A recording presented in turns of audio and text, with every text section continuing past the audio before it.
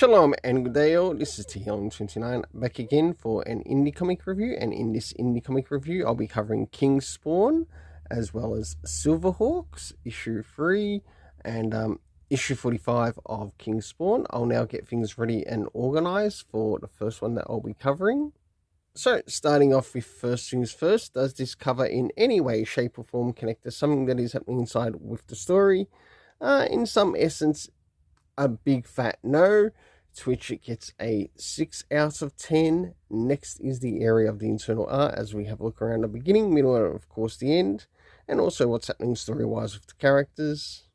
So as the story begins, we are at the Tinkerer's warehouse, which he is operating on one of the people that Spawn managed to capture and bring to his place. And now that the character is now, I guess, recovered, he is now searching for the character of Andy. As we move into what's happening with Spawn, we realize that he's got someone who we're meant to believe is Andy with him, but is it really? We'll soon find out. And we finally come up against the villain to which Spawn is communicating with, and he basically kills off a bit of a doppelganger of Andy. And there's a bit of a fight that begins to take place between them. As we start to move towards the end, we realize Andy is actually in a safe house with Terry, whilst this particular villain has now come to seek him out. And of course we have Spawn up against his villain. For the internal art, I give it a 6.5 out of 10, as I think it could have done a better job in delivering like a lot of the aspects of what was trying to take place in the story. Next is the area of the story rating, which consists of comic book references like to previous issues, or maybe a connecting series in relation to just the Spawn universe, to which we didn't get any. Next is the area of time, to which we didn't get any of that at all.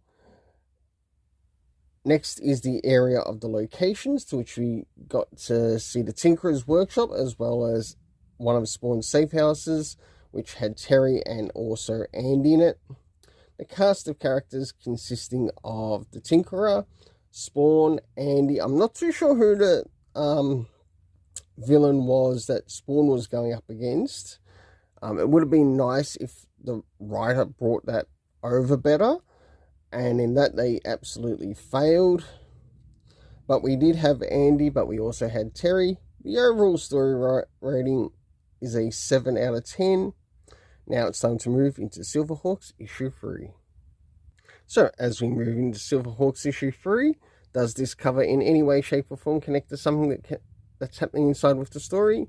Yes, it does, especially with Monster, the character known as Monster, over the head of the heroes, the Silverhawks.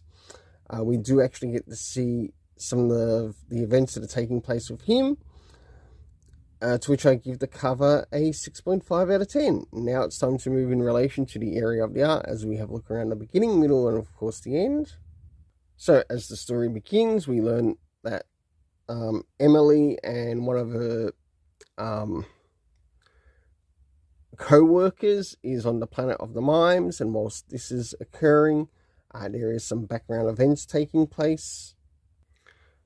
Drawing towards the middle, we see Emily gets in a bit of trouble and encounters a group of people who she doesn't completely know.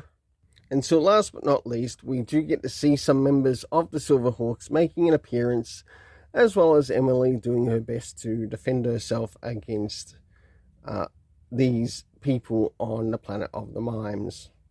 For the internal art, I give it a 6 out of 10. Now it's time to move in relation to the area of the story. So first things first, do we get anything time-wise? No, we don't. Next is, do we get anything in relation to the locations that we get to see in the story? Yes, we get to see the planet of the Mimes and some of the things that take place there, as well as Hawk Haven. The cast of characters consisting of Emily, Monstar, we have Commander Stargazer, we have, of course, the members that make up the Silverhawks, so we have Quicksilver, we also got Windhammer, Redtail, Sparrow, and anyone else that might have been missed. For the overall story rating, I give it a 6 out of 10. Until then, let's keep it colourful and have yourself an awesome day.